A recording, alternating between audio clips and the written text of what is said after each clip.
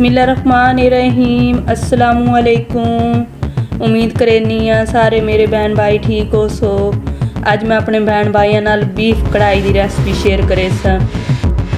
बकरा ईद आंदी पई है, मैं सोचा मैं अपने बहन भाइयों नाल बीफ कढ़ाई की रेसिपी शेयर करा।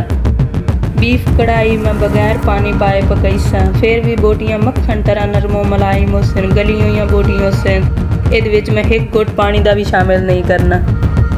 तुसा सोचे सो कि बाजी ने बीफ कढ़ाई की रेसिपी किवें तैयार की है बगैर पानी पाए। इस वीडियो में तुसा पूरा वेखना है पिया, पूरा वेखण नाल ही पता चल सी बगैर पानी पाए बीफ कढ़ाई किवें बनदी है पई, किहड़े तरीके नाल बाजी ने बनाई है। फिर तुहानू पता चल सी कि बीफ कढ़ाई बगैर पानी पाए किवें बनदी है पई। नाल दे नाल हुण मैं पाउडर मसाले शामिल कर दे सा। 1 चम्मच के बराबर लाल मिर्च, 1 चम्मच के बराबर हल्दी पाउडर, बेज़रूरत नमक, आधा कप घी का शामिल कर लई सा। आधा कप घी का शामिल करन तो बाद इनू चंगी तरह मिक्स कर लई सा। चंगी तरह बीफ नू मसालियां दे नाल मिक्स करन तो बाद इन आधा घंटा बिल्कुल मठी मठी आग ते पकाई सा ताकि बीफ अंदर तक पक जाए, गल जाए। बिल्कुल मठी मठी आग ते बीफ नू पकावन नाल ਇਹਦੇ ਵਿੱਚ पानी पावन की जरूरत ही नहीं पवनी। बीफ अपना खुद पानी छोड़ सी, इतना पानी हो कि बीफ खुद म खुद गल वे सी।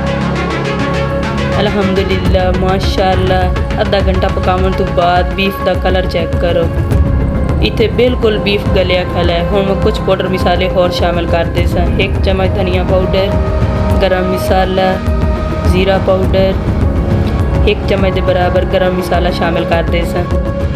दोबारा तो चंगी तरह मिक्स कर लई सा। दोबारा तो चंगी तरह मिक्स करन तो बाद बीफ नू मैं 5 मिनट होर पका लई सा मसालियां दे नाल। ढक्कन ला के मैं बीफ नू पका लई सा। अल्हम्दुलिल्लाह माशाअल्लाह बगैर पानी पाए बीफ कढ़ाई तैयार है। ते खूबसूरती वास्ते ते जायके वास्ते ये मैं हरा धनिया शामिल कर लई सा। मैं उम्मीद करनी कि अज वाली बीफ कढ़ाई की रेसिपी सारे मेरे बहन भाइयों पसंद आई होसी। अल्लाह पाक तुहानू अपने ज़ो ईमान च रखे। अगली वीडियो च मुलाकात होसी। अल्लाह हाफिज़।